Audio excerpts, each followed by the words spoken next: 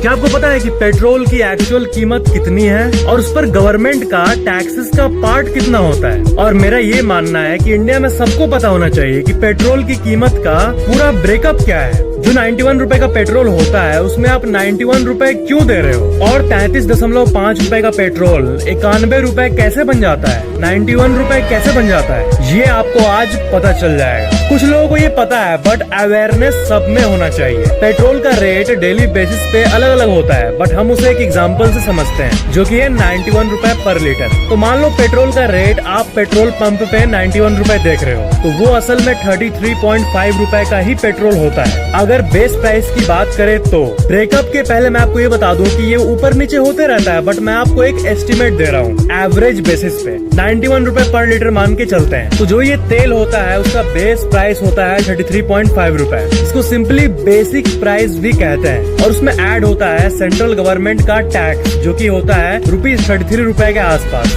और उसमें फिर ऐड होता है स्टेट गवर्नमेंट का टैक्स जो कि होता है 21 रुपीज, और फिर उसमें ऐड होता है पेट्रोल पंप ओनर का जो कमीशन होता है 3.5 रुपए के आसपास यूजुअली होता है, बट वो अलग अलग पेट्रोल पंप में अलग अलग ऊपर नीचे हो सकता है, बट एवरेज 3.5 रुपए होता है। मतलब पेट्रोल पंप का मालिक हर लीटर पेट्रोल पे 3 से 4 रुपए कमाता है। तो अब इन सब को अगर हम लोग टोटल करें ना तब आता है 91 रुपए। तो इसमें जैसा कि आप नोटिस कर सकते हो मेजोरिटी पार्ट तो ओनली टैक्सेस का बन जा रहा है, जैसा कि आप नोटिस कर रहे हो। पेट्रोल के इंक्रीज्ड प्राइस नहीं सॉरी पेट्रोल के इंक्रीज्ड टैक्सेस से गवर्नमेंट रेवेन्यू लॉसेस का मेकअप कर रही है। तो लोगों के मन में सबसे बड़ा कंफ्यूजन ये था कि क्या पेट्रोल इंडिया में लाने में प्राइस इंक्रीज हो रहा है, पेट्रोल का दाम ही बढ़ गया है या फिर टैक्स इंक्रीज हुआ है? तो साफ साफ आंसर ये है कि टैक्सेस इंक्रीज होता है एक्चुअली। पेट्रोल का जो दाम है, जो बेस प्राइस है, उसमें थोड़ी उछाल आया है। तो ये था पेट्रोल का एक इंटरेस्टिंग सा ब्रेकअप। पेट्रोल के बारे में और एक इंटरेस्टिंग जानकारी मैं आपको दे दूं कि बहुत लोग मेरे से पूछते हैं कि पेट्रोल आखिर धरती में कितने साल और चलेगा। मतलब डेली इतना पेट्रोल यूज हो रहा है धरती पे, तो पेट्रोल तो लिमिटेड है ना। तो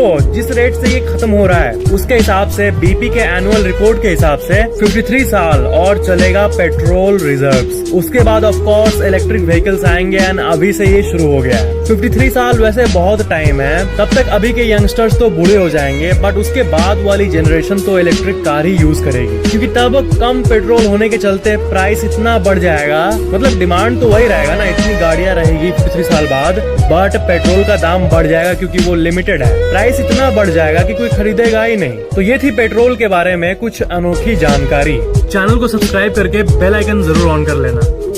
सुनो आई नो कि एक बहुत ही सिली सा, पागल सा, एक ऑब्वियस सा सवाल है, बट क्या आपको पता है कि बनाना यानी केला आखिर टेढ़ा क्यों होता है, सीधा क्यों नहीं होता है? देखो, ये जो फूल आप अपने स्क्रीन पे देख रहे हो, ये बनाना का प्रोड्यूस होने का इनिशियल स्टेप है, पहला चरण। मतलब शुरुआत इसी फूल से होता है एंड इससे मल्टीपल बनानाज, केलाज निकलते हैं। एंड जो छोटा सा केला यहाँ पे आप देख रहे हो जो बन रहा है, शुरू हो रहा है, उसको ग्रेविटी यानी गुरुत्वाकर्षण बल नीचे की तरफ खींचता है। बट केला को चाहिए धूप, उसको चाहिए सनलाइट, इसलिए वो तो आसमान की तरफ भागता है, वो सनलाइट की तरफ भागता है एंड गुरुत्वाकर्षण बल नीचे की तरफ खींचता है उस केले को। एंड केला को तो चाहिए सनलाइट, तो ऊपर और नीचे ऐसे लड़ाई होने लगता है। आखिरकार केला थोड़ा सा ऊपर की तरफ जाने में, सनलाइट की तरफ फेस करने में कामयाब हो जाता है, एकदम जबरदस्ती।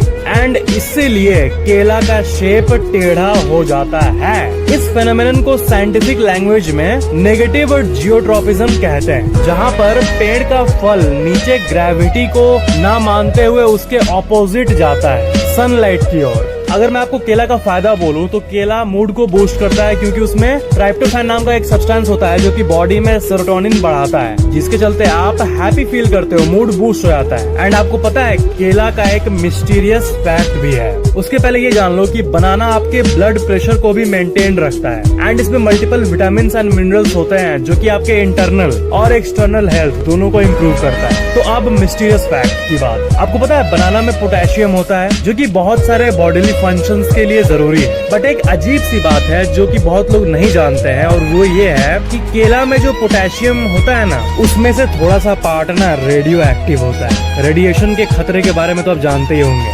चेरनोबिल की कहानी एंड रिलेटेड स्टफ। बनाना में पोटेशियम होता है, इसलिए केला एक्चुअली रेडियो एक्टिव होता है।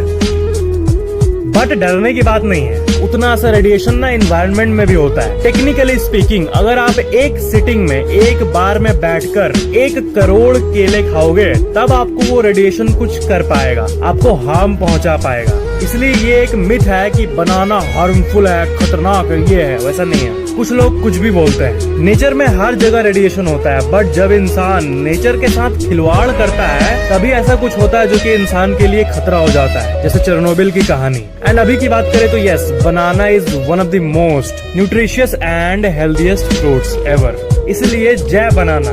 मेरे साथ आप भी बोलो, जय बनाना, जय केला। बाय। चैनल को सब्सक्राइब करके बेल आइकन जरूर ऑन कर लेना। I've been fucking hoes and popping pillies, man, I feel just like a rock star.